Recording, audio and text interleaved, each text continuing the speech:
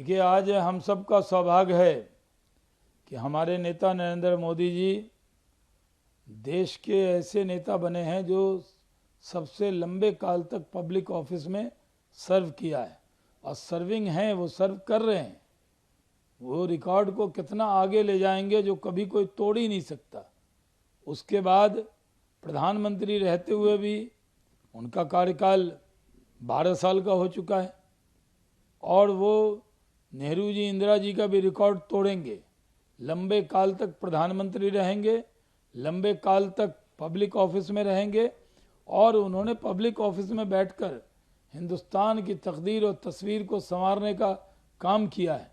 पूरे देश में इस बात को लेकर खुशी है। जी, प्रेसिडेंट उनका कहना है कि पीएम का जो रिकॉर्ड है कोई दूसरा पीएम भी नहीं तोड़ पाएगा, क्योंकि जिस तरह से रुपी जो है 94 का मार्क आज क्रॉस कर गया है, ऐसा किसी पीएम के कार्यकाल में नहीं हुआ। देखिए, जो दुनिया के हालात हैं उसको लेकर ठीक है, डॉलर और रुपये के बीच में गैप बढ़ा है, लेकिन हमारी इकोनॉमी का साइज कितना बड़ा हुआ है। देश की आज जीडीपी तेज़ी से आगे बढ़ रही है। एक दिन आएगा कि हम सब का जो रुपया है वो सबसे ताकतवर होगा। उसको ताकतवर बनाने के लिए सरकार काम कर रही है। आपके पीडब्ल्यूसी पंजाब वेयर हाउसिंग कॉर्पोरेशन के जो ऑफिशियल हैं उनको उनको मिल पाया गया, उन्होंने सुसाइड किया, जिसके बाद उनकी वाइफ ने वहाँ के जो पंजाब के मिनिस्टर हैं उनके ऊपर इल्ज़ाम लगाए हैं कि इन्होंने टॉर्चर किया, इन्होंने उनको मेंटली हैरेस किया, इसलिए उन्होंने ऐसा कदम उठाया। पंजाब में कुछ तो गड़बड़ है। आम आदमी पार्टी दिल्ली को लूटने के बाद पंजाब पहुंच गई है। अब जो दिल्ली के भी नेता हैं आम आदमी पार्टी के, वो जाकर वहां लूटने में बिजी हो गए और वहां करप्शन बहुत बढ़ा है और जहां आम आदमी पार्टी होगी वहां भ्रष्टाचार होगा ही और वहां दबाव भी होगा। तो ये जांच का विषय है। संजय राउत की वैल्यू गिरने के ऊपर सवाल उठाए। संजय राउत पहले ये बताएं कि उनकी वैल्यू कितनी घट गई है, उनकी पार्टी की वैल्यू कितनी घट गई है। एक राज्यसभा का चुनाव भी नहीं जीत सकती उनकी पार्टी।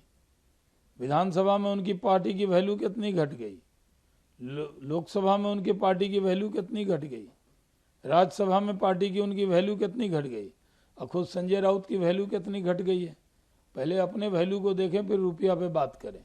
अब्दुल बसीर हैं former high commissioner of Pakistan to India. उन्होंने एक मीडिया डिस्कशन के थ्रू बोला कि अगर हाइपोथेटिकली देखा जाए तो यूएस अगर पाकिस्तान पे अटैक करता है तो पाकिस्तान जो है इंडिया पे बॉम्ब गिरा देगा।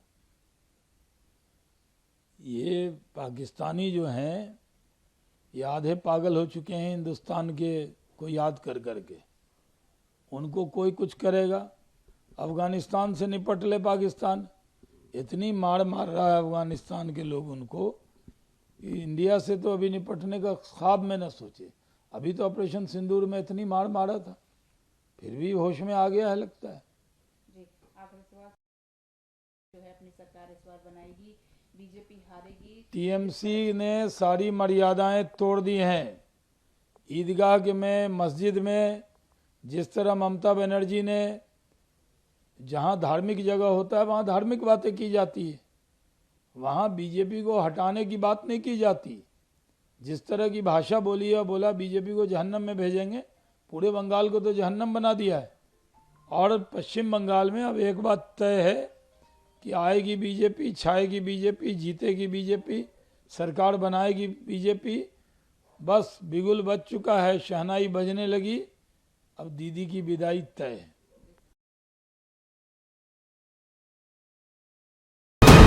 वीके न्यूज, राष्ट्र के नाम।